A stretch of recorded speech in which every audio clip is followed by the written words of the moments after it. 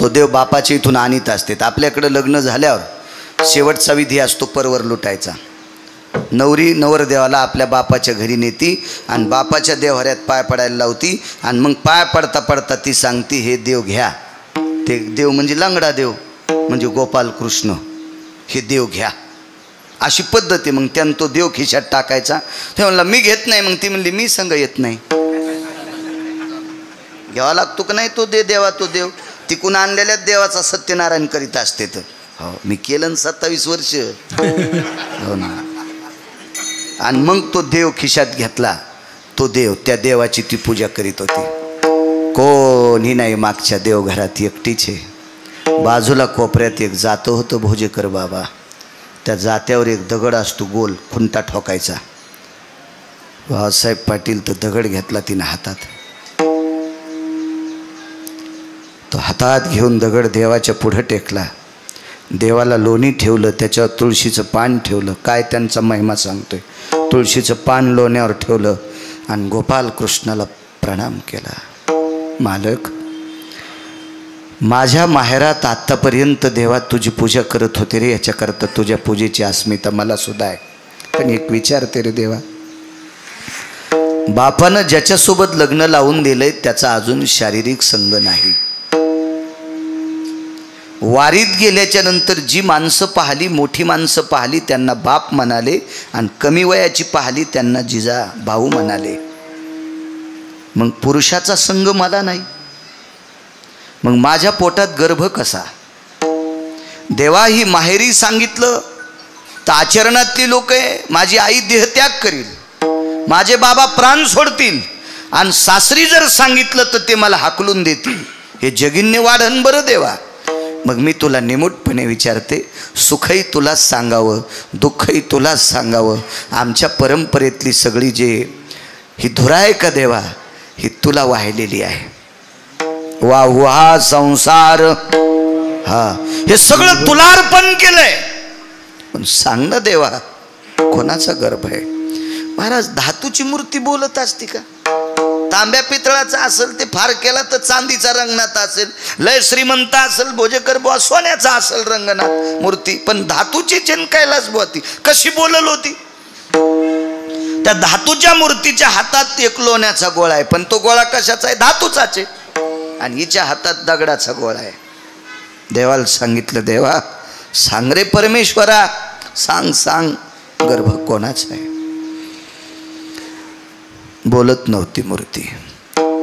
त्या रंगनाथाला, त्या गोपालकृष्णाला, त्या पंढरीतल्या मालकाला दह्या दुधानं तिनं स्नान घातलं होतं आणि सांगितलं, देवा मी तुला दह्या दुधानं स्नान घातलं, लोण्याचा तुळशीच्या पानाचा प्रसाद ठेवलाय.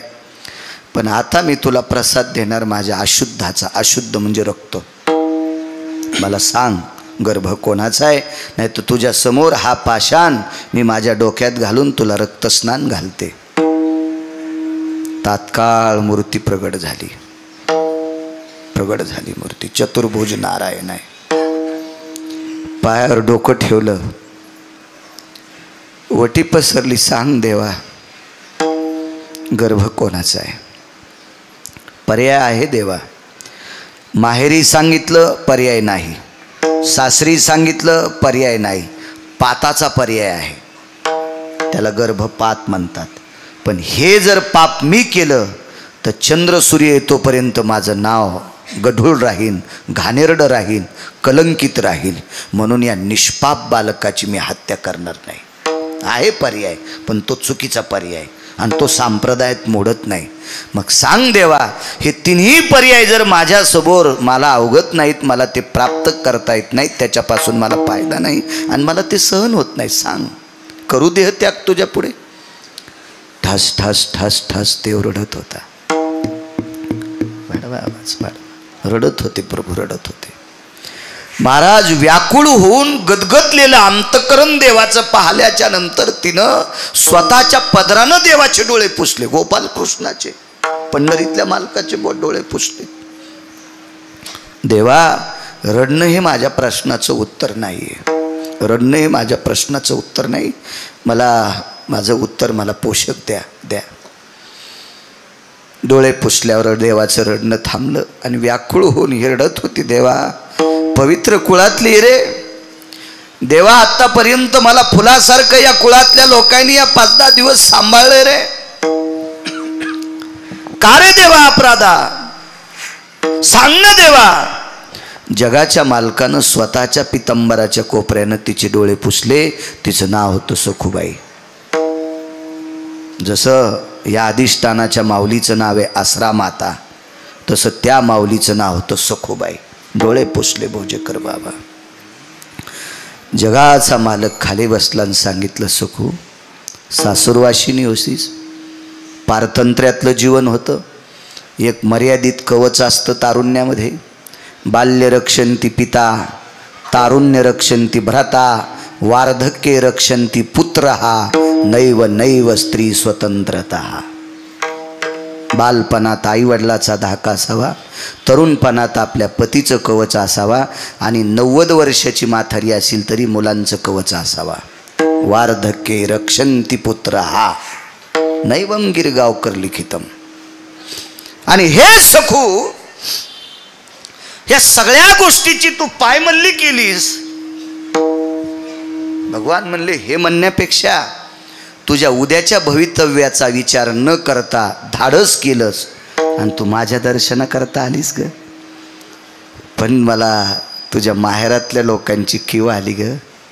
एका पवित्र कुळातली मुलगी आहेस, तिकडच्या लोकांचं जगिन्य होऊ नये, अपमानाचा डोंगर वाढ होऊ नये, याच्याकरता तू वारीत आल्याच्या नंतर तुझ्या घरची सगळी कामं मी तुझ्या रूपात मी केली. महाराज, ती सखूबाई होती. सखूबाई तिनं सांगितलं, देवा तू साडी नेसला असेल काही नवल नाही, सारवण केला असेल काही नवल नाही, सडा टाकला असेल काही नवल नाही, स्वयंपाक केला असेल काही नवल नाही, शेण काढला असेल नवल नाही, केर टाकला असेल काही नवल नाही. याच्या मागं लोकांचं करीत आलंच ना. चोखोबारायचे मेलेली जनावरं ओरडेस, गोरोबा काकाचा चिखल तुडीलास, नरहरी महाराजाचा गडू फुंकू लागलास, सावता बाबाला खुरपू लागलास. हे खूप कामं, अर्जुनाची घोडी धुतलीस, हे खूप कामं केलेस ना रे देवा. काय नवलाची गोष्ट आहे, फक्त साडी नेसून केले काय? मला याचं वाटत नाही. माझं एकच प्रश्न आहे की माझ्या पोटातलं गर्भ कोणाचा? आता डबडबलं अंतकरण. आणि भगवंतानं सांगितलं, सखू एके दिवशी तुझ्या मालकाला कामना उत्पन्न झाली आणि ती तृप्त करण्यासाठी त्याच्या शेजेवर संग केला. कोणी केला संग? देवान महाराज श्रुतीनं प्रश्न केला. हा गा पुरुषा गर्भाशय, पुरुषाला गर्भाची पिशवी कसं शक्य आहे महाराज? श्रुती प्रश्न करते देवाला. श्रुती श्रुती श्रुती प्रश्न करते. श्रुती भगवंतानं श्रुतीला सांगितलं, श्रुती या प्रश्नाचं उत्तर तुला पुन्हा देईल, पण हिचं मिटू दे ना, मिटू दे, हिचं मिटू दे.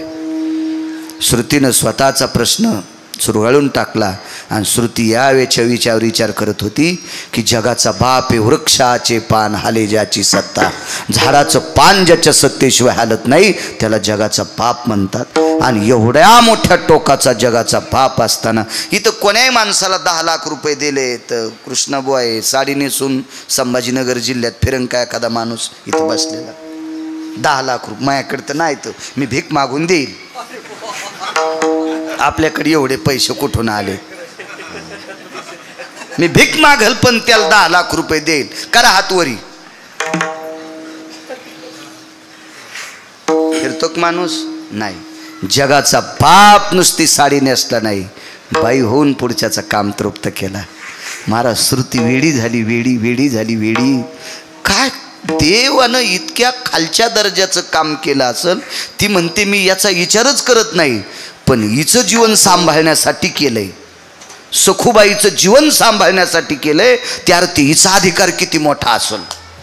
सखूबाईचं जीवन सांभाळण्यासाठी, तिचं पावित्र्य सांभाळण्यासाठी, तिचं जगिन्य होऊ नये, तिचा अपमान होऊ नये, विश्वात तिची कसल्याही प्रकारची नामुष्की होऊ नये, याच्याकरता हिच्याकरता देव इतका खाली आलाय. हिची पावर काय असावा? तर श्रुतीशास्त्राला संत वाङ्मयातल्या काही लोकांनी सांगितलं, हे श्रुती माते, विश्वाच्या मालकाला संत इतके आवडतात, प्राणाई परोते. प्राणापेक्षा विश्वाच्या मालकालाही संत आवडतात आणि त्या संतांसाठी इतक्या खालच्या स्तराचं काम करतो. या महाराष्ट्राच्या मातीतल्या सखुबाई नावाच्या साध्वीचा जर हा दर्जा, तर माझ्या साध्वी आसरा मातांचा किती मोठा दर्जा. म्हणून मालक पहिल्या कडव्यात म्हणतात, काय त्यांचा महिमा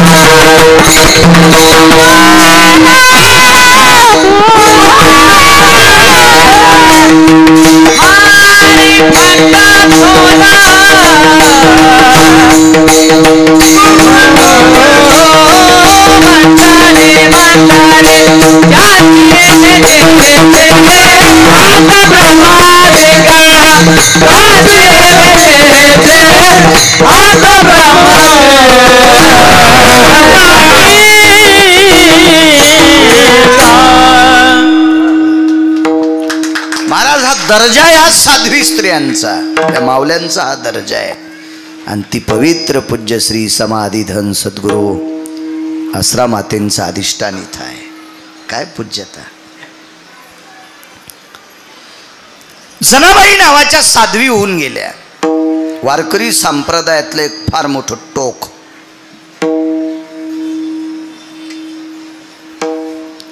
महाराज विश्वाच्या मालकानं भ्यावं. विश्वाच्या मालकानं एखाद्या बाईनं भजन येते मग तिनं दिबर म्हण शिवी तू कोणाला, तुला दात राहतेत का खारोड्या खाला तर चपात्या चगळून खाईन खारोड्या चगळून खाता येत असतात का, ठोईन का तिचे कोणी दात. ती जगाच्या बापाला शिवी देत होती. तुझी रांड रंडकी झाली जन्म सावित्री चुडेल्याले, तुझे निघाले मडे तुला पाहून काळ रडे. एवढी हिंमत, इतकी ताकद, देवाला शिवी द्यायची. साध्वी जनाबाई. बरं काय होतं घरी, देवाला जीव घालण्यासाठी 5-25 गाई तरी जनाबाईकडे होत्या का? 5-50 एकर तरी त्याच्यातल्या गहू ज्वारीचा नैवेद्य करील नाही. ह्याच दुसऱ्याच्या इथं खाला. नामदेवरायाच्या घरच्या भाकरी खाच्या. दाशी नामयाची मनोनिया. अनन्य साधारण महत्व आहे महाराष्ट्राच्या मातीमध्ये पवित्र स्त्रियांना. अनन्य साधारण महत्व. काय दर्जा आहे साध्वींचा.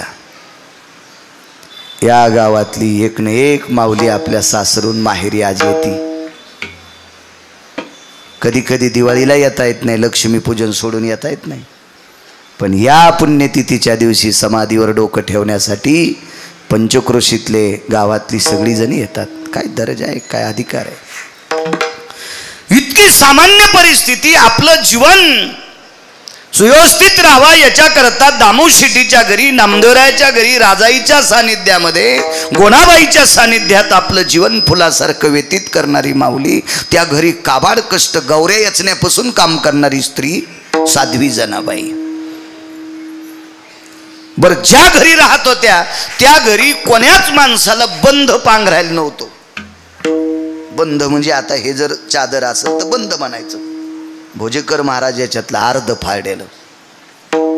कारण बंध पांघरण्यासाठी नव्हतंच तितकं पाटील साहेब, नव्हतंच. इतकी परिस्थिती नाजूक. या परिस्थितीमध्ये जगाच्या मालकानं त्या बाईला नाहू घालावं. नाहू, माझ्या जनीला नाही कोणी म्हणून देव घाली पाणी, किंवा डोई चोळी सारंग पाणी. जगाचा बाप डोकं चोळायचा, डोकं चोळायचा. वैकुंठवासी माधव महाराज मगर म्हणायचे, वापन काढायचा. आपली भाषा नाही पण त्यांची येते. आदरीव लोक परमार्थातले त्यांचं वाक्य सांगतोय. पा इतकं देव काम करायचा. एके दिवशी जनाबाई झोपलेल्या आहेत आणि राजाबाईंच्या गोतातली एक पाहुणी आली. म्हणजे नामदेवरायाच्या सासरवाडीतून एक पाहुणी आली.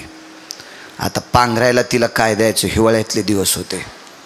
काय द्यावं पांघरायला म्हणून जनाबाईनं सांगितलं, मला दिलेली जी वाकळ आहे ती पाहुणी पांघरेल. कडकड हिवाळ्याचे दिवस होते, कडकड हिवाळ्याचे दिवस. सगळी आपोआपल्या अंगावरची पांघरणं घेऊन झोपलेली आहेत. जनाबाई एकट्या झोपलेल्या आहेत. डोक्याच्या जटा, केस मोकळे केले आणि ते मोकळे केस असे तोंडावरनं पांघरले. साळीचं तणच भरलेली पोताड्याची उशी डोक्याला घेतली आणि त्याच्यावर अंग टाकलं आणि आपले त्या मुक्तावळी केस असे तोंडावर झाकले झोपल्या. महाराज त्याला शेजारती झाली. त्याला कोणाला? जगाच्या बापाला. त्याची शेजारती कशी असेल? मखमली शेज असेल, त्याच्यावर फुलाच्या पाकळ्या असत्याल, त्याच्यावर त्याला मंत्रात झोपायचं. आता स्वामी सुखे निद्रा करा गोपाळा, आपुलाले मनोरथ जातो आपुल्या स्थळा. एवढं फार काय मोठं अंगावरती शाल, नुसतं हे करायचं सगळं. महाराज जगाच्या मालकाला तिथं अशी थंडी भरली. अंगावरचा मखमली ते पांघरण हालू लागलं. गणेश भाऊ हालू लागलं. आईसाहेब बाजूला होत्या. रुक्मिणी आईसाहेब, मालक मी बऱ्याच वेळेस तुम्हाला घाम आल्याला पाहला.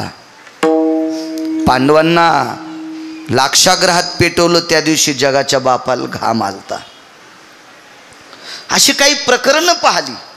पण तुमच्या अंगामध्ये कापरं भरतंय, तुम्हाला थंडी वाजती, तुमच्या अंगावरचं पांघरण हालतंय, हे पहिल्यांदा पाहते. असं का? आजारी आहेत तुम्ही? जाग आली आणि मध्यरात्री सांगितलं, रमा. रमा म्हणजे लक्ष्मी.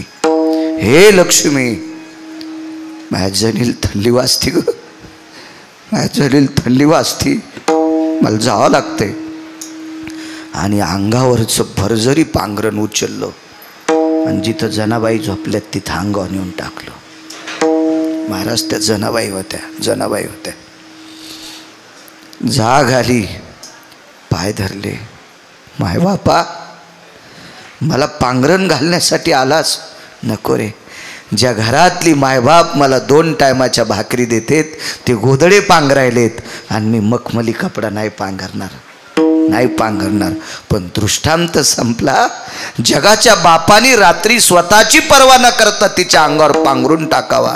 त्या जनाबाईचा अधिकार किती मोठा असेल, काय दर्जा असेल माझ्या आश्रमातेचा, या पवित्र समाधीधन माऊलींचा काय दर्जा असेल, काय माझ्या जनाबाईंचा दर्जा भक्तिसूत्रातला.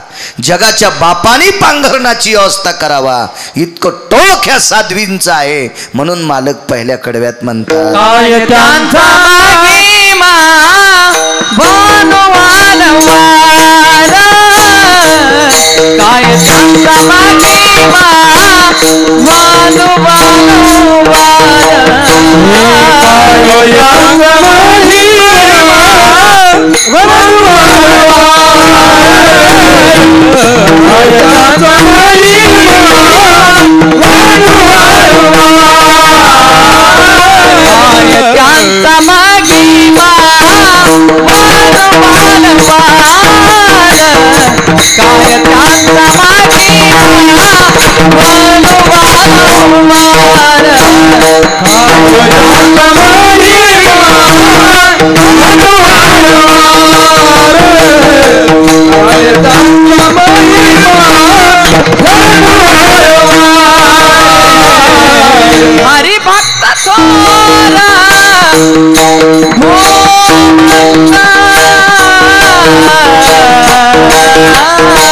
हरिभक्त थोर हो मंडळी हरिभक्त थोर हो मंडळी ये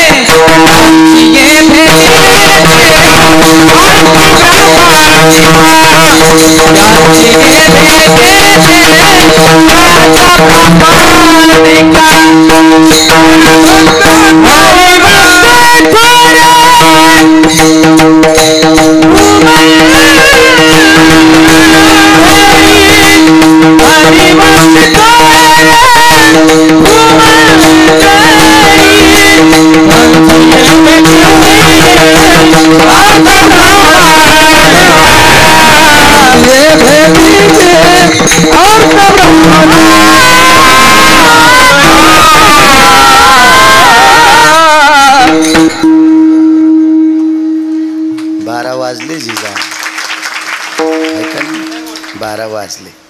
जाऊ द्या, साध्वीची शेवाय जरशी शिल्लक करतो. येरी तरी भंगिऱ्याच्या वाढदिवसात चिठ्ठ्या देतेच वाढवा वाढवा वाढवा. त्या हराम खोरायला त्याच्या बायका कदरल्या आणि त्याच्या वाढदिवसाला आमचे कीर्तन भडवायचे.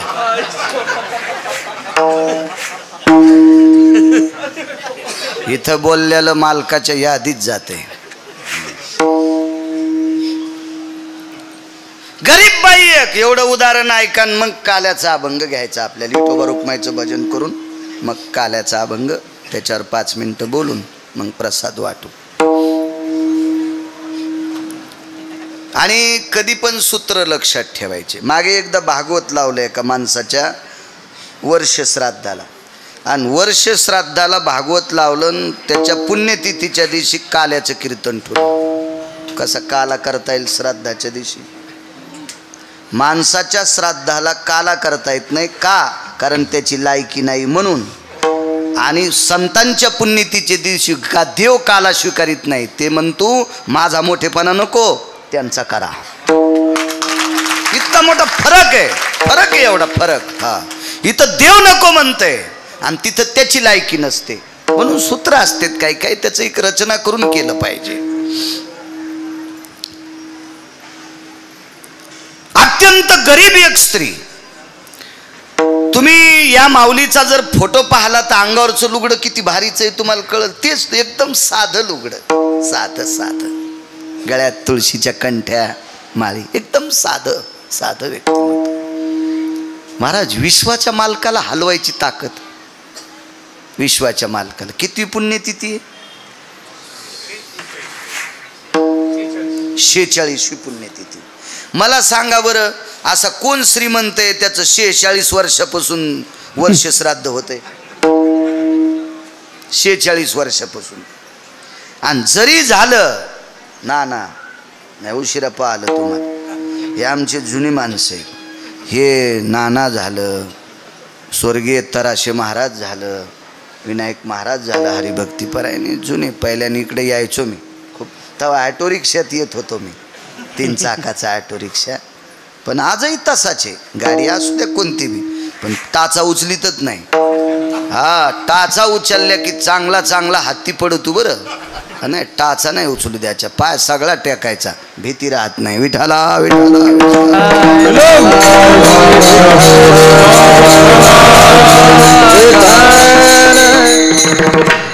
गरीब बाई, अत्यंत गरीब. गरीब बाई, अण्णा गरीब बाई. ती रोज देवाला नैवेद्य द्यायची खिचडीचा नैवेद्य. खिचडी काय असेल बरं तिच्या खिचडीला? कधी जर तेल नसलं तर ती पातेलं ते मडकं गरम करायची आणि त्याच्यात पाणी टाकायची. ते चणकन वाजलं, पाण्याला चटका बसला आणि पाणी उकळलं की तांदूळ टाकायची. फक्त मीठच त्याच्यात.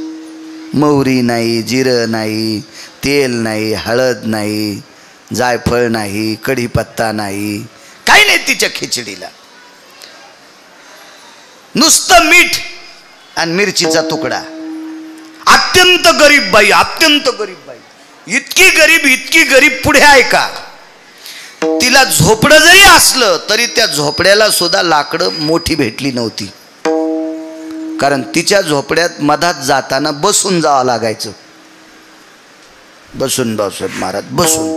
उभ्यान गेल्यावर थुत्तर फुटन, म्हणजे उभ्या मेडी उंचीनं कमी होत्या. मग आता ते वाशे तरी लांबणीचे कसे जमतील? वाशे नाही कळायचे जिनच्या पॅन्टीवाल्याला, वाशे फक्त जुन्या लोकांना कळतंय. तुम्हाला वाशे कळत नाहीत, वाशे मोजता येतात. विठाला विठाला विठाला.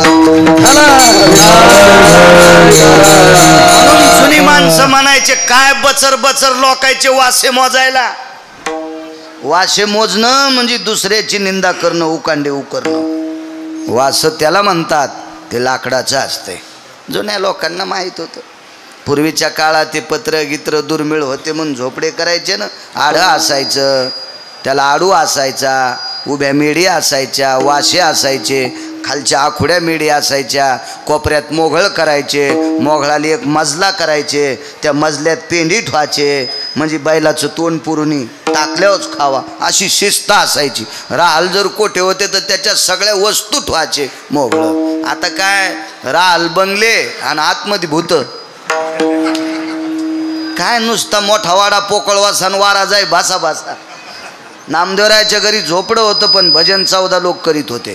आता काय नाही, आता नुसतं एक जणांनी घर बांधलं, वास्तू शांतील माल बोलवलं, घर होतं 1.5 कोटी रुपयाचं. माझ्या लक्षात आली आणि मिस्त्रीत पैसे बुडिलेत.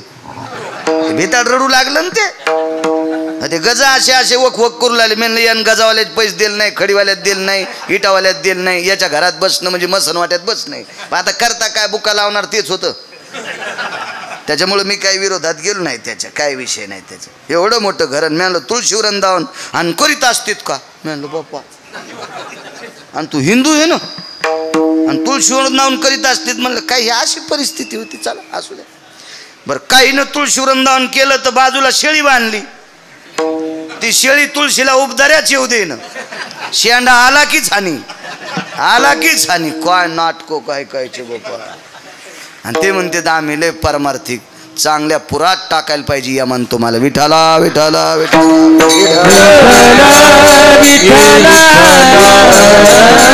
एकदम साधी बाई, एकदम साधी. तिचा नैवेद्य जगन्नाथ प्रभू खात होते. जगन्नाथ प्रभू ओडिसामध्ये, त्याला जगन्नाथपुरी म्हणतो. हो, तिची खिचडी. महाराज एक दिवस असा झाला, जगन्नाथपुरीचा राजा तोंद्रुप सकाळचा 10चा नैवेद्य तो सोन्याच्या ताटात नेत होता. त्याच्या घरी रंगनाथ गुरुजी विनोदात सांगायचे, त्याची चूल पण सोन्याची होती. म्हणायचे ते विनोद. मोठ्यांचं वाक्य असते महाराज. मोठ्या लोकांची वाक्य ही वाक्य नसतात, ती अमृता समान असतात. हो, मोठ्यांची वाक्य ही वाक्य नसून ती उपदेशाचं सूत्र असतात. गुरुजी म्हणायचे वैभवशाली राजा, त्याच्या समोर जे नगारा वाजायचा, त्या देवाला नैवेद्य घेऊन जात असताना तो नगारा सोन्याच्या टिपऱ्यान वाजत होता. राजा आहे महाराज तो, बोजेकर बाबा राजा आहे तो.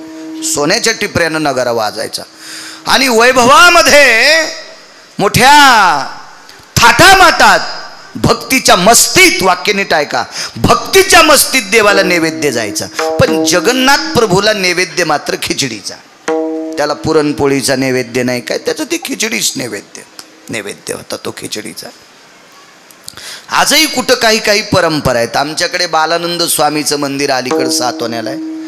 तिथं एखादा श्रीमंत काजूची भाजी करीन, पनीरची करील, बदामाची करीन, कारकाची करीन, कशा कशाच्या करते ते करू द्या, पण तिथं भाजी पाहिजे गाजराचीच. परंपरा परंपरा परंपरा.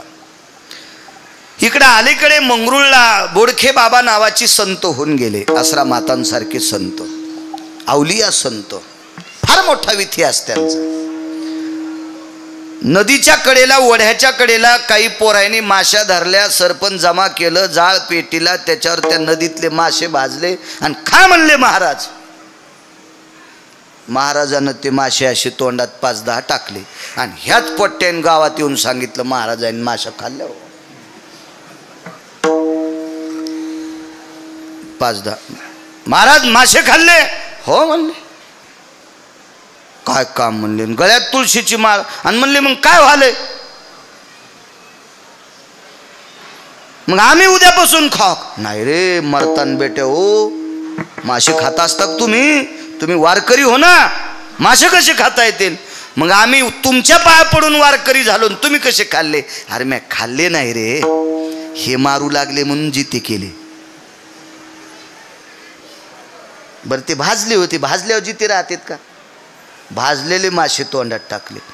एक जण म्हणला महाराज त्याने भाजले तर हज मेलते ते, तुम्ही जिते कस काय केले? बकेटभर पाणी आणा म्हणले. बकेटभर पाणी आणलं आणि वमन क्रिया केली. उलटी नाही केली पाटील साहेब, उलटी नाही, पूर्ण जठर तोंडातून बाहेर काढलं. पूर्ण अन्नाची पिशवीच बाहेर काढली आणि खळा खळा खळा त्या बकेटभर पाण्यात धुतली आणि ते भाजलेले काळे ठक्कर पडलेले मासे त्या बकेटात पडले की जित्ते झाले. त्यांना भाकरीचा प्रसाद आहे तिथं, आमटीन कण्या भाकरीचा प्रसाद, ज्वारीच्या कण्या.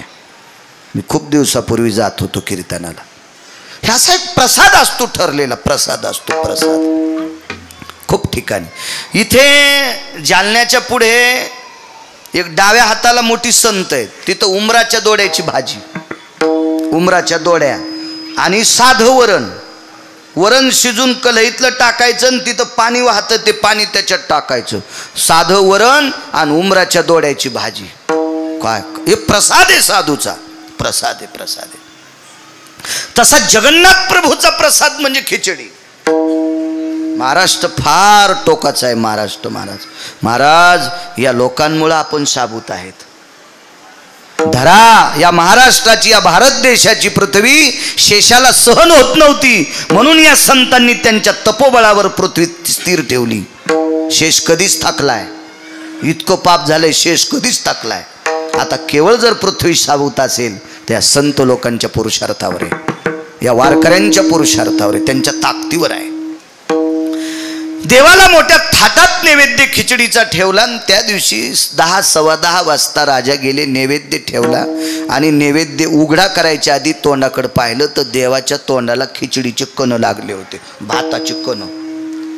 तर राजानं पुजाऱ्याला सांगितलं, काल देवाला नैवेद्य तोंडाला लावल्यावर तोंड पुसलं नाहीस का? तो पुजाऱ्यानं सांगितलं, मालक नैवेद्य ठेवल्यावर देवाच्या तोंडाला खिचडीचा घास लावला, मखमली कपड्यानं तोंड पुसून घेतलं, तो घास या खिचडीत टाकला, अर्धा आम्ही पुजाऱ्यानं घेतला, अर्ध्यातला अर्धा तुम्हाला द्याला आणि चौथाई भाग भक्ताच्या खिचडीत टाकून सगळ्यांना वाटला. त्याच्यावर रात्री देवाचे शेजेचे मंत्र झाले, देवाला अंग गळ्यातले निर्माल्य काढले, माळा काढल्या, देवाला शेजेवर पोहुडलं, ह्या सगळ्या गोष्टी झाल्या. आणि सकाळी देवाला पंचामृतानं स्नान घातलंय, अभिषेक झालाय, मंत्रोच्चार झालाय आणि देवाच्या तोंडाला खिचडीचे कण कस काय? राजान पुजाऱ्याला वेठीच धरलं, दार लावलं आणि मग साक्षात्कार झाला राजाला. संध्याकाळी, राजा तुम्ही नैवेद्य नुसता ठुता, पण या गावातली एक म्हातारी तिची खिचडी देव खातो. राजा म्हणला, आपल्याला तिला बोलवा, आपल्याकडे बोलवा. मग तिला बोलवून घेतलं, त्या म्हातारीला बोलवलं. भालदार चोपदार पालखीच पाठिली सोन्याची, पण ती साध्या विचाराची म्हातारी होती, साध्वी भोसले मातासारखी ती माऊली होती. ती पालखीत कशाला बसून सोन्याच्या? त्या म्हणल्या, मी पायी चलते. आणि ती म्हातारी काठी टेकीत टेकीत राजाच्या दारात आली. आल्याबरोबर राजाची पत्नी वगैरे, प्रधानाची पत्नी सगळ्या बसल्या. राजाने विचारलं, माय, मोठी माणसं आदरयुक्त बोलतात, हे माय, जी माय बाप, तू खिचडी करते? हो. देवाला नैवेद्य? हो. नुसता नैवेद्य देत नाही, त्यानं खाल्ल्याशिवाय मी खात नाही. राजा म्हणला, आगाऊच का आम्ही? आमच्या इथं सरपण टाकायला सोन्याची चूल. आता सरपण सोन्याचं नसतंय, असतं तर ते पण केलं असतं राजा. सरपण कसं सोन्याचं करता येईल? चूल सोन्याची, भांडे सोन्याचे, चमचे सोन्याचे, ताट सोन्याचा, नगारा वाजायला सोन्याची टिपरे, नगाऱ्याचं कातड सोन्याचं करता येत नाही, तर ते पण केलं असतं. माणसं काय करतील पैशाच्या जोरावर देव जाणे, सगळं वैभवशाली. आम्ही काय ठुली म्हणून ठुतो, खाल्ली म्हणून खाऊ घालतो ना आणतो घरी. म्हातारी म्हणली, तशी नाही. मग राणीनं सांगितलं, प्रधानाच्या पत्नीनं सांगितलं, बऱ्यापैकी असे चरचर बोलणारे लोक असतात ना मोठ्या लोक आहे पुढं, पण मोठ्याल्या लोकांसोबत राहणाऱ्यानं जरा हिशोबात बोललं पाहिजे.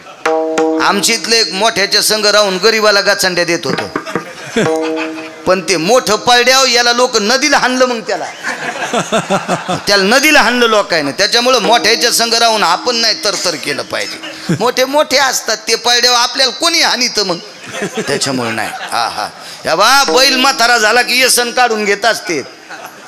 यशनी काढून घ्यायची वेळ येऊ दिली नाही पाहिजे माणसानं. विठाला विठाला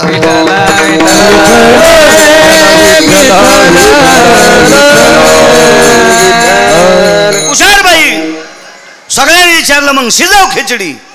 ती म्हणली तुमच्या इथं सोन्याची चूल आहे, सोन्याचं पातेल आहे, सोन्याचा चमचा आहे, हिच्यात टाकायला काय कोथिंबीर काय टाकायची, सोन्याची इळी आहे, सगळे तुमचे तांदूळ भारीचे आहेत, पण तुमच्या इथं शिजलेली खिचडी जगन्नाथ खात नाही.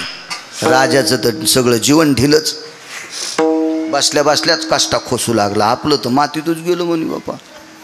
चला म्हणे प्रधानजी, राजा, मंत्री, महामंत्री, सुमंत्री, राजाची महाराणी, प्रधानाची पत्नी, त्या म्हातारीचं घर गावाच्या कडेला. पण त्याच्यातला एक मंत्रिमंडळातला एक जरा लवचिक होता. तिथं गेल्यावर म्हणला राजेसाहेब म्हातारीच्या घरी जाताना मुकुट हातात घ्या, नाही तर वरच्या लाकडात अडकन, अपमान होईल तुमचा. बसून जावं लागत आहे आणि बसून बी मुंडकं वाकून जावं लागत. नाही वाकिलं तर वरी मुकुट अडकण आणि वाकिलं तर खाली पडन. राजा हुशार होता. गेले मधात दाबून चोपून सगळे बसले. म्हातारीन चूल पेटिली. देव किती भारी. त्या दिवशी सरपण वलं सारे डोळे पुशीत होते, पण पाच आहे ना देव खिचडी खातो खातो. खिचडी शिजली. शिजल्याच्या नंतर दारात तुळशीचं वृंदावन आणि तुळशी वृंदावनापाशी खापराच्या गाडग्यात. आता गाडगं म्हणल्यावर खापराचं, पण आता लय लोक खापर वापरायले. तर गुळाचा चहा कोण पेत होते तुम्हाला गिरगावच्या बाळ्या शपथ आहे, इमानदारीने सांगा. 20-30 वर्षापूर्वी गुळाचा चहा कोण पेत? गरीब माणसं. आणि गुळाचा चहा एखाद्यानं बऱ्यान पेल्या लोक म्हणले हे भिकार चोटे, हे गुळाचा चहा प्याले. हे सांगायलो 30-35 वर्षाचं. तुम्हाला पुन्हा एकदा मै शपथ आहे, आता गुळाचा चहा कोण प्याले? जयच्या इथं लय पाचोळा झाला का ते प्याले ते गुळाचा चहा. ह इथे गावरान गुळाचा चहा भेटन. त्या हॉटेलवाल्याला विचारा ऊस कुठं लावतेत. ते म्हणलं आपल्याला काय पतात नाही. ऊस दाखवा बरं. त्याने येळू दाखिला. मी म्हणलं ह्या येळून हाना ह्या सोंबळ्याला. येळूचा कुठं गुळ होत असतो रे सोंबळ्या. येळूतला ऊसातला ज्याला फरक कळत नाही हे बिनाखली म्हणतोय हे गावरान गुळाचा चहा आहे. ते येळू मोडूस तर हाणायला पाहिजे भाडव्याला. लोकांच्या डोळ्यात माती टाकतो सोंबळ्या. सारी नाटकच. चला काय करायचं आपल्याला. हे पैशावाल्याचा माज उतरण्यासाठी देव असे जन्माला घालतोय. हो तुळशी वृंदावनापाशी खापराचं परळ होतं, त्याच्यात खिचडी टाकून दिली सगळीच पूर्ण पुसून पासून. भोजेकर महाराजजी टाकली ती.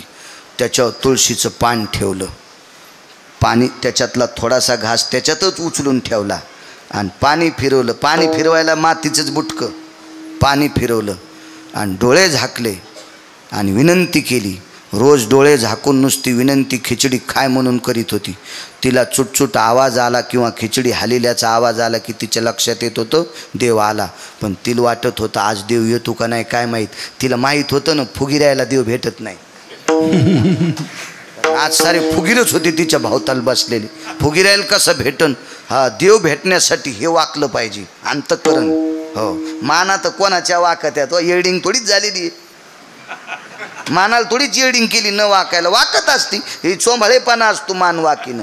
पण हे वाकलं पाहिजे. आणि हे ज्याचं वागतंय का अंतःकरण देव त्याला मानित असतो, कोणाला नाही मानित देव. नम्र झाला भूता तेने कोंडिले आनंद. अहंकार गेला आणि तुका म्हणे देव झाला. नम्रतेशिवाय मानित नाही. म्हातारीन पदराची वटी केली. 2-4 जाग्यावर छिद्र त्या लुगड्याला. भोसले मातासारखं लुगडं साधं आणि त्या लुगड्याची जी वटी केली अशी पुढे आणि देवाला पसरली. देवा भीक मागते रे, आज माई परीक्षा आहे रे जगन्नाथा. हे माय बापा विश्वनाथा, माई परीक्षा आहे रे माय बापा, रोज खिचडी खातोस रे, आज खाय नाही यायच्या देखता. खोरा झाणला, हाताचा खोरा, हात दिसत नाही, आणि खिचडीच्या पात्रात असा खोराच, तुपाच्या मोठ्या बरणीत असा कसा खोरा घालतेत असा खोंगा, तसा खोंगाभर खिचडी घेतली आणि म्हातारीनं दर्शन घेतलं. राजेसाहेब देवान खिचडी खाल्ली. म्हातारीनं जिथं देवाचा हात लागला होता का तितका भाग राजाला देऊन टाकला. राजा धर्मनिरपेक्ष राजा आहेस, तुला देवाचा स्पर्श झालेला प्रसाद देते. ठराविक लोकांना भेटतो. देवाचा स्पर्श झालेला प्रसाद रानोबा नावाच्या वारकऱ्याला भेटला. हे रानोबा नावाचे वारकरी म्हणजे चोखोबारायचे वडील होते. देवान चोखलेला आंबा रानोबाला भेटला, देवाचे दातन ओठ लागलेला. तो आंबा पत्नीला दिला, झाल्याला मुलगा, नाव ठेवलं चोखोबा. हे ठराविक लोक असतात पात्र सुद्धा. राजाने विचार केला, काय म्हातारी, त्याच जागेवर महाल बांधला आणि आज तिथेच स्वयंपाक घरे जगन्नाथाचं, आणि तिथून खिचडी करून जगन्नाथाला आजही नेण्याची पद्धत आहे. दृष्टांत संपला. महाराज सोन्याच्या चुलीवर शिजवलेला स्वयंपाक खात नाही, पण एका झोपडीत लहानशा 4.5 फूट उंचीच्या झोपडीत राहणाऱ्या म्हातारीच्या हातची खिचडी खातो. जगन्नाथ तिची खिचडी खातो. ती साध्वी किती अधिकारी असेल तशा माझ्या भोसले माता किती अधिकारी असताल. म्हणून मालक पहिल्या कडव्यात म्हणतात, काय त्याचा महिमा.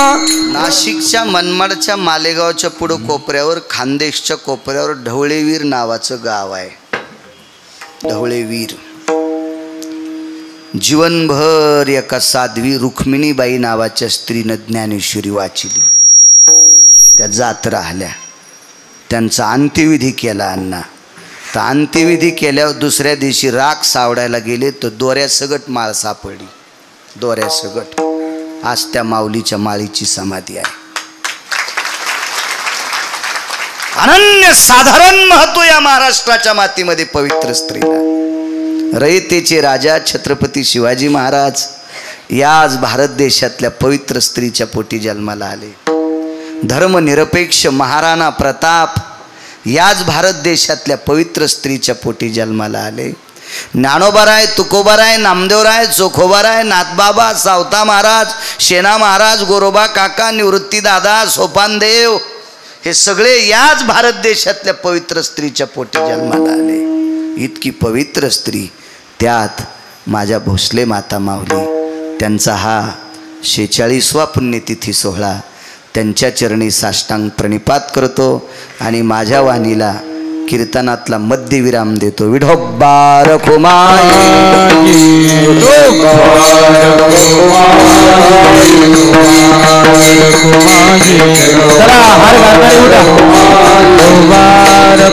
ज्यांनी 75 वर्ष पायी वाऱ्या केल्यात, दम लागतोय तरी पण, अशी लोक सुद्धा भर पावसात छत्री न घेता कीर्तनात उभी असतात.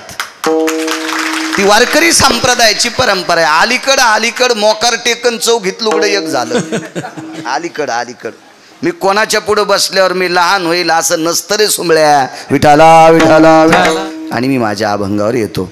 काल्याचा शेवटी अभंग होईल आणि मग प्रसाद वाटल्या जाईल. पण तोपर्यंत पुण्यतिथीच्या दिवशी ज्या संतांची पुण्यतिथी असेल त्याच्यावर बोलायचं असतं. एखाद्याला शंका येत असेल तर त्याचं उत्तर मांडतो, कारण बरेच लोकांना काड्या करायचा नाद असतो. आणि काय होतंय, काड्या बिनाकली असतात पण दांडात पडल्यावर ऊस कोरडा आणि एरंड भिजत येतं. ते दांड फुटतून मग जिजा, आणि ते दांड फुटलं की उसाला पाणी जात नाही, ते वड्यातच पाणी जातं. काढायला साधं समजायचं नाही. म्हणून जुनी माणसं म्हणायचे धसकाटाला कसपट समजायचं नाही, ते पायात घुसल्यावर कळतं, ऑपरेशन करून काढावं लागतं ना. अशी काही काड्या करणारही माणसं असतात की संतांच्या पुण्यतिथीच्या दिवशी देवापेक्षा संत मोठे असतात. याचा एक पुरावा सांगतो. काशीतले मालक आणि पंढरीतले मालक एका वारकऱ्याच्या घरी आले. कारण देव हा भंगिऱ्याच्या घरी येत नसतो. देव येण्यासाठी त्याची साधना लागती. कृष्णा बुवा, कैलास बुवा, साधना लागती. तसा देव येत नाही. नाना साधनाच्या केल्या खटाखटा, जपी तपी योग सिद्ध अनुरागी, नखाच्या चुंबळी झाल्या बुवा, जटा 20 फूट लांबल्या तरी त्याच्या स्वप्नात देव नाही. काही काही गंध उगाळू उगाळू पार किलो किलो गंध लावले तरी देव त्याच्या स्वप्नात नाही. साधना असती महाराज. तो आम्हापाशी मागे पुढे वारकऱ्यांच्या मागे पुढे आहे. अशा एका वारकऱ्याकडे काशीतले मालक भगवान देवादिदेव शिवशंकर आले आणि पंढरीतले मालक जगाचा बाप आले आणि ते दोघं असे पाटावर बसलेले आहेत. पंढरीतले मालक काशीतले मालक. तो वारकरी पाद्यपूजा करतो आणि पाद्यपूजा करत असताना तिथं ज्ञानोबाराय तुकोबाराय आले. देवाची पूजा चालू होती. पूजा राहिली होती. भोजेकर महाराज पूजा राहिली होती. ज्ञानोबाराय तुकोबाराय आल्याच्या नंतर काशीतले मालक आणि पंढरीतले मालक मनानच उठले मनानच. आणि त्यांनी यजमानाला सांगितलं, बापू ह्या दोघाही पुढे आमची पूजा करू नकोस, यांची करा. देव सारावे संत पूजावे आरते नैवम गिरगावकर लिखितम. देवाला बाजूला सरकायचं संतांची पूजा करायची इतकं अनन्य साधारण महत्व या साध्वी संतात आहे या साध्वी मावल्यांत आहे. म्हणून आजच्या पुण्यतिथीला संतपर बोलावं. विठाला विठाला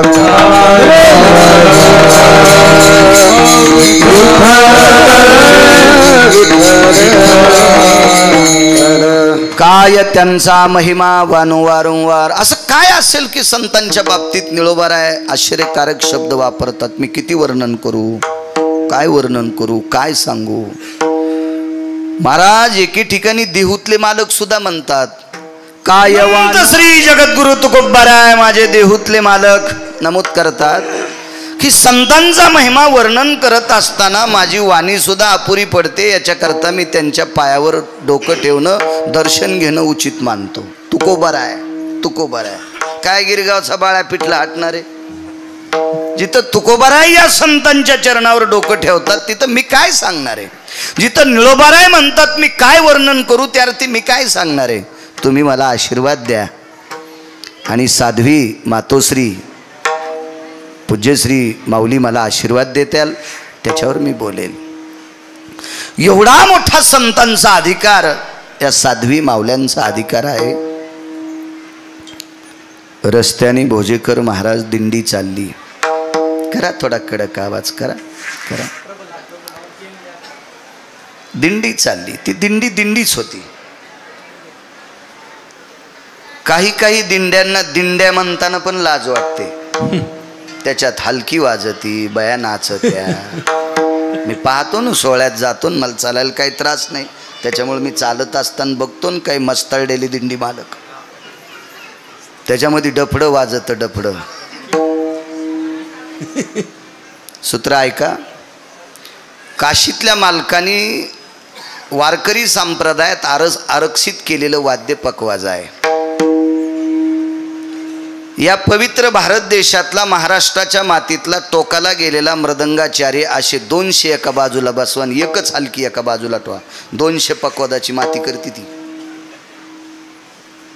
म्हणून संप्रदायात तिला मान्यता नाही.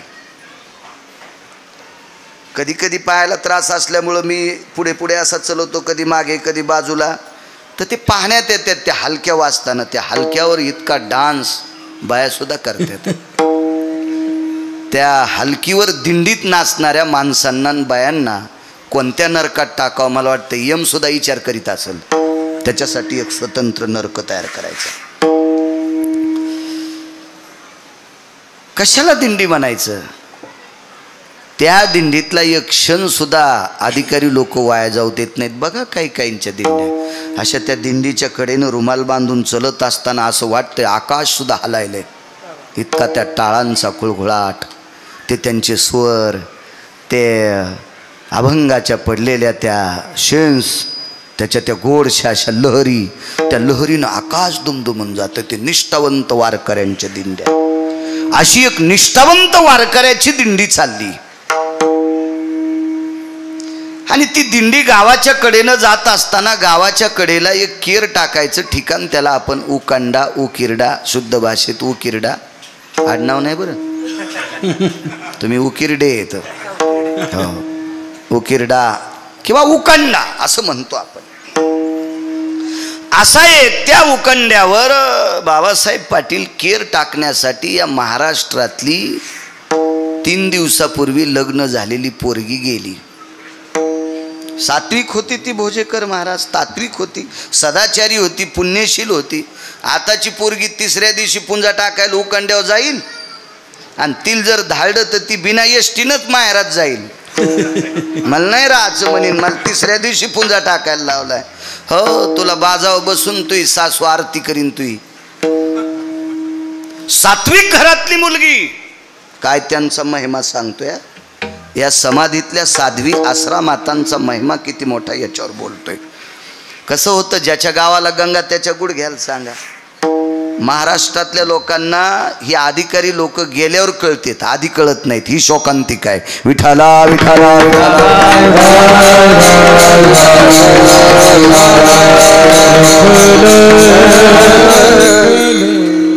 त्या दिवशी त्यांच्याकडे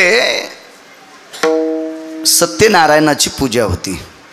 आदल्या दिवशी दिवसभर परिसरातल्या देवदेवता, कुलदेवता, स्थापित देवता असतात ना गावाच्या कडेला, या सर्व देवतेची, ग्रामदेवता सगळ्यांची दर्शनं घेतली. आणि दुसऱ्या दिवशी आपल्या भारतीय संस्कृतीनुसार, आपल्या वैदिक संस्कृतीमध्ये सत्यनारायणाची पूजा करत असतात. ती पूजा आटपली. काय भावकीतली 10, 5, 100, 200 माणसं जेवली असतील. जुना काळ आहे तो, फार जुना काळ. तेवढी माणसं जेवली, सगळ्यांची पात्र उचलली, एका टोपल्यात टाकली, त्याच्या 2-3 खेपा उकिरड्यावर केल्या, अंगण झाडलं. 3, 3:30, 4 वाजता. त्यावेळेला उन्हाळ्याचे दिवस होती. घरात अशी बाकीची सगळी आराम करत होती. जोडणी असेल, माळदाचं घर असेल. आणि ती 3, 3:30, 4 वाजता तिनं शेवटचा कचरा टोपल्यात भरला आणि ते उकंड्यावर टाकायला गेली. तेवढ्या अवकाशात समोरून दिंडी जात होती. जय जय रामकृष्ण हरी, जय जय रामकृष्ण हरी, जय जय रामकृष्ण हरी. दिंडी चालली. महाराज, ज्या घरामध्ये बाळकडू पाजलेलं आहे त्या घरातली कन्या होती ती. तिनं मागचा पुढचा कसल्याही प्रकारचा एका तिळाचा विचार न करता टोपलं उकंड्यातच ठेवलं आणि ती तशीच दिंडीत गेली. नवीन लग्न झालेलं, गळ्यात 5-10 तोळे दागिने, मोठ्या घरची होती ती. माहेरही श्रीमंत, सासरही श्रीमंत. 5-10 तोळे तशा काळात दागिने गळ्यामध्ये. सुंदरशी कपाळावर कुंकवाची चिरी, डोक्यावर पदर घेतला होता. तिच्या साडीला होता ना पदर, होता तिच्या साडीला, म्हणून तिनं डोक्यावर घेतलेला होता तो पदर. आणि अशी भारतीय संस्कृतीतली गजगामिनी म्हणायचं तिला, गजगामिनी. अशा वैभवात ती चालत होती, वैभवात वैभवात. बाकीच्या बायका पाहत होत्या. एका बाईने विचारलं, कोण नाही वा, मोठ्या घरची बाई, आपण कशाला विचारायचं. माणसं आदरयुक्त भीती ठेवत होते, आदरयुक्त भीती. आदरयुक्त भीती कशाला म्हणायचं. मालकाच्या समोर बिडी वडायची नाही, बिड्या सोडीत नाही, पण मालकाच्या पुढे वडीत नाही. हो, मालकाच्या पुढे तंबाखू खायची नाही. माझ्या लहानपणी बरेच गडी मालक पुढून आल्यावर तंबाखू खाली सोडून देत होते. आता चांगली चांगली माणसं चालू भजनात तंबाखू घोंगडी खातात. ही प्रगती आहे परमार्थाची. ही आपल्या मराठवाड्यातली प्रगती आहे. ही गोडवा आहे आपल्या संस्कृतीतला. काय विटीवरच्या मालकानं आपल्यावर कृपा करावी. विठाला विठाला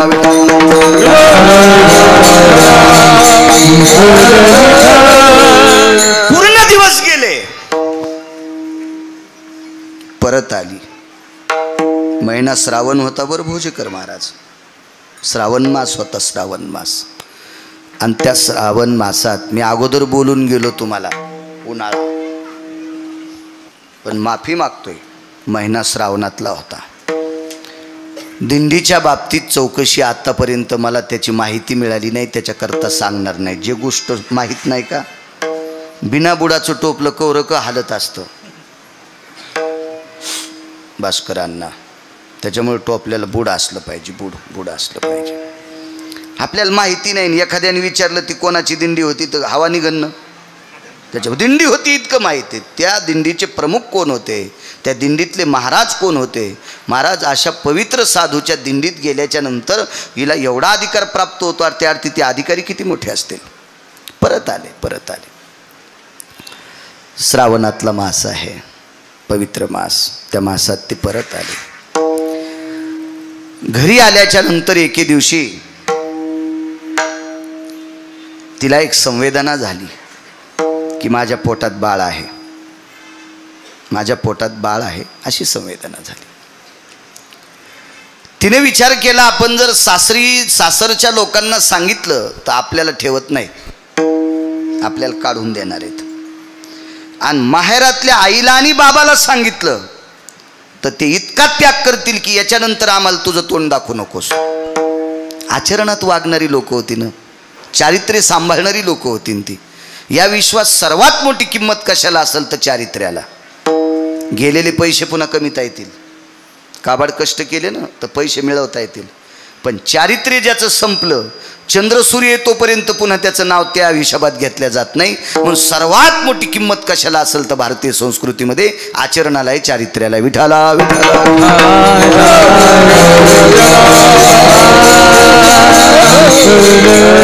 माळा किती मोठाल्या घातल्यास, गंध किती लावलास, माणसं दिसल्यावर रामकृष्ण हरी काय म्हणतो, काय डुलं तू भजनात, हे नाही सांगायचं. आचरण तुझं किती गोड आहे हे सांगायचं. तुला पाठांतर किती आहे, तुला गाथा किती पाठ आहे. नाही म्हणला मी उलटी ज्ञानेश्वरी पाठ केली, हे सोंबळे आहेस तू. तुला कोण सांगितलं उलटी पाठ करायची? हा, आम्ही सोयीशी वाचून आमच्या स्वप्नात देव नाही, आणि तुला उलटी वाचिल्यावर कोण कोण भेटणार आहे? नालायकपणाचं टोकेने. विठाला विठाला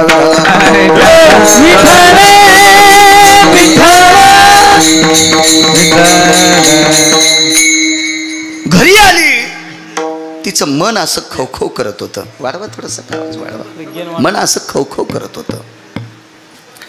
पण तिनं विचार केला, उभयंता दोन्ही कुळाला आपण सांगू शकत नाही, सासरी सांगू शकत नाहीत, माहेरी सांगू शकत नाहीत. आपण सांगू फक्त एकालाच शकतो, तो विटेवरचा बाप आहे. सुखही सांगायचं असेल तर त्याला सांगा, दुःखही सांगायचं असेल तर त्याला सांगा, मानही सांगायचं असेल तर त्याला सांगा, आणि अपमानही झाला असेल तर त्यालाच सांगा. देवा सांगू सुख दुःख. बर काय होतंय भंगिऱ्याला तुम्ही दुःख सांगितले होते, रडून ऐकते ना हसून बोंबलच सांगते. एका नळ्यानं ऐकते तर 10 नळ्यानं पेरीते. बरं झालं याचं इचकलं, लय तर करू लागला, बरं झालं देवान नीट केला. असे भंगिरे असते महाराज. ज्याला स्वतःच्या दुःखाची अक्कल नाही ते आराम करायला आपले दुःख कशाला सांगायचे? दुःख फक्त संतांना सांगायचं आणि देवाला सांगायचं, पुन्हा कोणाला दुःख सांगायचं नाही. बाकी दुःख ऐकण्याची क्षमता आहे का नाही? कारण याच्यात डोक्यावर इतकं दुःखाचं गोठोडं आहे की मान वाकली. कशाला सांगायची? एक मन होती, उघड्या घरी नागडं गेलं आणि पहाट पस्तोर हिवान मेलं. ज्याच्या अंगावर बोटभर कपडा नाही त्याच्या इथं नागडं गेलं, म्हणला कपडा द्या. ते म्हणला मीच मरायलो, तुला कुठून देऊ?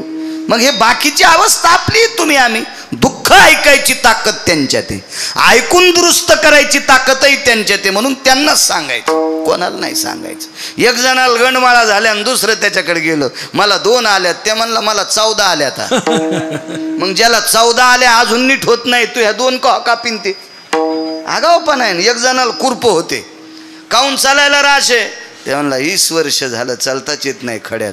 हो म्हणला मलाही एक कुरूप झालंय. आता तू त्याच्या कशाला सांगायला? त्याच्या पायाला गंडलं झालेत कुरपाचे, तू काय ते नीट करणार आहे ते? हे आपण भरकी माणसं आहेत ना. आपण समुद्रातही सळल्यानं नीट होत नाही तर बुटकं भर पाण्यानं काय आपले दात घासायचे आहे का नाही? म्हणून दुःख सांगायचं असेल तर या लोकांना सांगायचं, साध्वींना सांगायचं, संतांना किंवा देवाला सांगायचं. हुशार मुलगी होती, गर्भाची संवेदना लक्षात आली आणि त्या दिवशी सासूनं पूजा करायला लावलं. पूजा करायला लावलं. भारतीय संस्कृती किती गोड आहे सांगू का? महाराष्ट्राची संस्कृती. आपल्या संस्कृतीमध्ये मुलीला सगळं शिकवल्या जातं आणि मग तिचं लग्न केलं जातं. ती महाराष्ट्राची संस्कृती. अण्णा स्वयंपाक शिकवल्या जातो, पूजापाठ शिकवल्या जातं, आलेल्या पाहुण्यांचा आदर शिकवल्या जातो, स्वच्छता शिकवल्या जाती आणि मग तिचं लग्न केलं जातं. बऱ्याच नवऱ्यांना काही न शिकवता त्या पोरींचे लग्न केलं जातं. म्हणून पैसे तोपर्यंत नवऱ्याला हॉटेलहून डबे सांगतात आणि ज्या दिवशी त्याचे संपले त्या दिवशी माहेरात येतात. ही संस्कृतीच्या बाहेरची क्रिया, अशी क्रिया नाही आपल्याकडं. आपल्याकडं आधी शिकवल्या जातं. तुम्हाला एक माहिती आहे का, आपल्याकडं मुलीला शिकवल्या जातं नवल नाही, आपल्या इथं बैलाला आधी शिकवल्या जातं आणि मग टिपणीला धरल्या जातो. बैल सुद्धा न शिकवता धरलेला बैल कसा तास आणील, किती जू मोडीन, किती फन मोडीन, किती जानुळे मोडीन आणि किती आवता हाणणाऱ्याच्या तोंडातून ने जातेन. ते हिशोबात चलत असतो का बैल बिन शिकलेला. म्हणजे आपल्या संस्कृतीत बैलाला सुद्धा शिकवल्या जातं, आपल्या संस्कृतीत घोड्याला सुद्धा शिकवलं जातं, तेव्हा त्याच्यावर बसल्या जाते. हा न शिकवलेल्या घोड्यावर बसल्यावर तर ते बोरी खालून जाईन, घेईन ना तोंडवर बाडून. म्हणून आपल्याकडं शिकवल्याशिवाय त्या वैचारिक पातळीची लेवल आणल्याशिवाय त्याला हाताळल्या जात नाही. ती आपली भारतीय संस्कृती आणि त्या संस्कृतीत भाजलेली ती मुलगी. म्हणून आपल्याकडं म्हणायचं पोरगा औंदा भाजायचं. बाबा भाजायचं म्हणजे इस्त्यात नाही वांग भाजल्यावानी, भाजायचं म्हणजे लग्न करायचं. काय मार्मिक शब्द होते जुन्या लोकांचे. विठाला विठाला